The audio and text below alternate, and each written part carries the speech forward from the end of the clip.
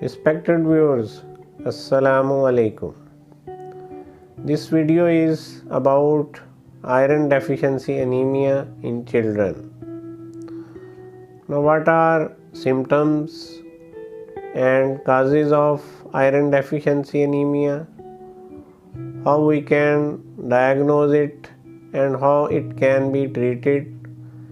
This all will be discussed in this video.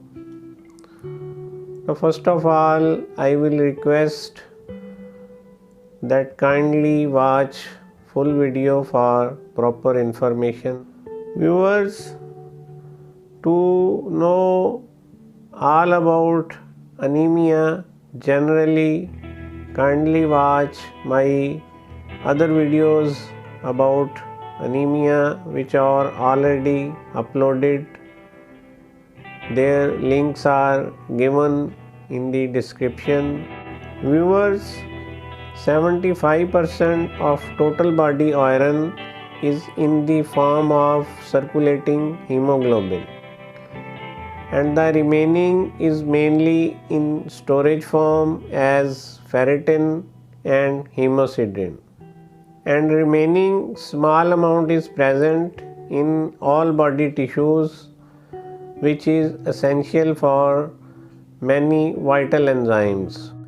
About 90% of dietary iron is in form of iron salts as non-heme iron, and the other 10% is derived primarily from hemoglobin and myoglobin of meat. The non-heme iron is well absorbed, and ascorbic acid enhances the absorption of non-heme iron. The inhibitors of iron absorption are bran, polyphenols, oxalates, phytates, tannins in tea, and phosphate. Now, talking about the clinical features which mainly depend upon the age of the child, there may be pallor, irritability, history of anorexia, pica, there may be tachycardia, palpitation.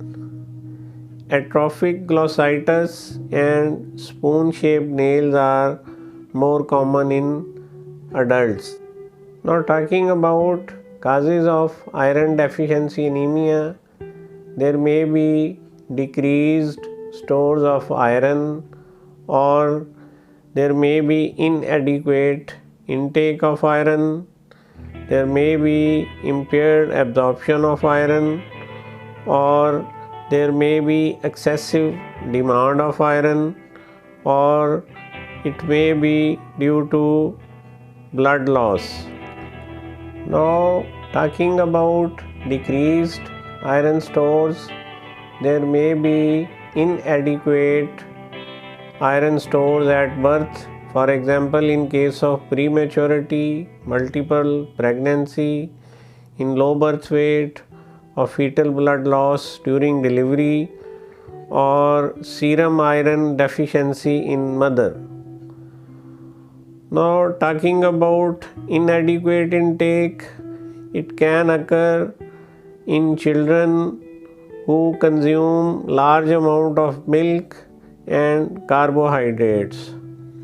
Now, the impaired absorption can occur in chronic diarrhea or in celiac disease. The excessive demand can occur during periods of rapid growth, and the blood loss may be visible or invisible in case of worm infestations, bleeding from peptic ulcer, polyps, fissures, Meckel's diverticulum, or in case of epistaxis. Now, talking about lab values, apart from low hemoglobin level and RBC count, there will be low mean corpuscular volume, low mean corpuscular hemoglobin, increased RBC distribution width. On peripheral smear, there may be microcytosis, there will be hypochromia, poikilocytosis, and anisocytosis. Serum ferritin level will be reduced, and this is the most reliable and sensitive index of early iron deficiency. And there will be increased serum iron binding capacity. Now, before talking about treatment, it is important to know that full term infant has iron stores 0.5 gram, which are adequate for 4 months postnatal growth.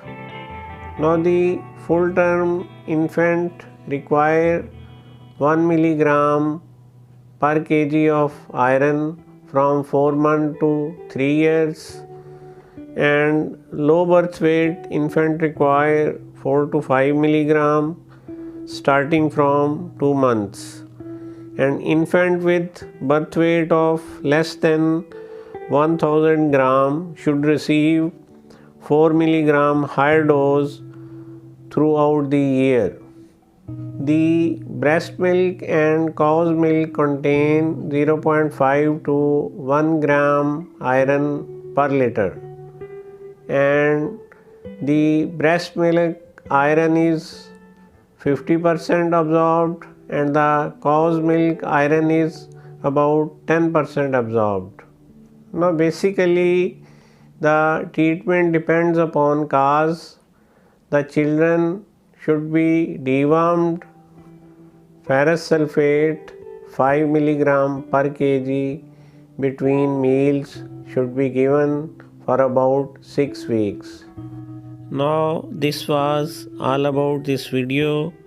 See you in next video, inshallah. Allah Hafiz.